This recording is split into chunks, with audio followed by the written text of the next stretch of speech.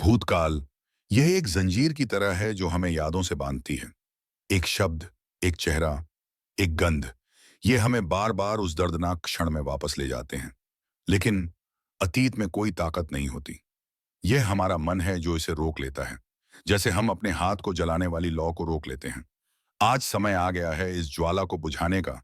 यह करने का समय है, अतीत को जाने दो। भारत में में सहस्राब्दियों से ऋषि मुनियों ने एक सरल सत्य सिखाया है।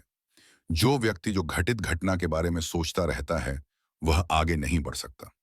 जो व्यक्ति जो घटित हो चुका है उसमें आसक्त रहता है, वह आगे नहीं बढ़ सकता। शांत मंदिरों में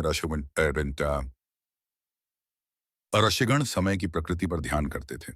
उन्होंने कहा कि उत्तीर्ण एक स्कूल है, जेल नहीं। प्रत्येक घटना, चाहे वह कितनी भी कष्टदायक क्यों न हो, ज्ञान का बीज है। लेकिन यदि हम अपने पछतावे से इसे बहुत अधिक पानी देते हैं, तो यह खिलने के बजाय सड़ जाता है। भगवत गीता में भगवान कृष्ण अर्जुन से कहते हैं, अपने कर्मों के फल में आसक्त मत हो, अपना कर्तव्य निभाओ, फिर जो तुम्हारा नहीं है उसे छोड़ दो। यह शब्द मात्र एक आध्यात्मिक शिक्षा नहीं है, यह आंतरिक स्वतंत्रता की कुंजी है।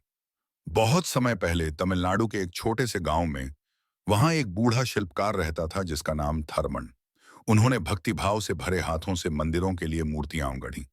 लेकिन एक दिन, जब मैं विष्णु की एक बड़ी मूर्ति पर काम कर रहा था, पत्थर में एक त्रुटि के कारण उनका पूरा काम ध्वस्त हो गया। मंदिर ने मूर्ति लेने से इनकार कर दिया। रमन को अपना दिल टूटता हुआ महसूस हुआ। उन्होंने अपनी आत्मा इस सृष्टि में डाल दी थी। वर्षों तक वह अकेला रहा। हर शाम पहाड़ी के पीछे डूबते सूरज को देखना, हमेशा सोचते रहना, काश मैंने इसे अलग तरीके से किया होता। अतीत उसका कारागार बन गया। एक शाम तीर्थ यात्रा पर गए एक साधु उनके घर के पास से गुजरे। टूटी हुई मूर्ति को देखकर वह उसके पास बैठ गया और धीरे से बोला, तुमने यह पत्थर अपने हृदय में क्यों रखा है? यहां तक कि विष्णु भी उस पत्थर पर नहीं रोते जिसे वह छोड़ गए, क्योंकि वह जानता है कि सभी रूप अंततः धूल में मिल जाते हैं। इन शब्दों ने रमन पर बिजली की तरह प्रहार किया। वह समझ गया कि उसकी कला, उसका दर्द, यह सब तो बस एक यात्रा थी। इसके बाद उन्होंने सीढ़ी बनाने के लिए मूर्ति के टुकड़े मंदिर में चढ़ाने का निर्णय लिया। हर सुबह श्रद्धालु प्रार्थना करने के लिए इन सीढ़ियों पर चढ़ते थे और रमन उनकी ओर देखकर मुस्कुराने लगा। जो कुछ उसने खोया हुआ समझा था, उसका स्वरूप ही बदल गया था। अगले दिन सूर्योदय के समय रमन ध्यान में बैठ गए। कई वर्षों में पहली बार उसे शांति का अनुभव हुआ। अतीत अब उसे दुख नहीं देता था, वह उससे बात करता था। उसने अपने हृदय की गहराई में सुना, अगर आप मुझे जाने नहीं देंगे तो मैं कैसे जा सकता हूं? यदि आप मुझे जाने नहीं देंगे तो मैं कैसे जा सकता हूं? उस क्षण वह मुस्कुराया। उसके गालों पर बहते आंसू अब पछतावे के नहीं थे, लेकिन मुक्ति के लोग। सुबह की हवा आम के पेड़ के पत्तों के बीच से गुजरी, गुजरी, और वह फुसफुसाता हुआ प्रतीत हुआ, अतीत को अतीत ही रहने दो, अतीत को जाने दो।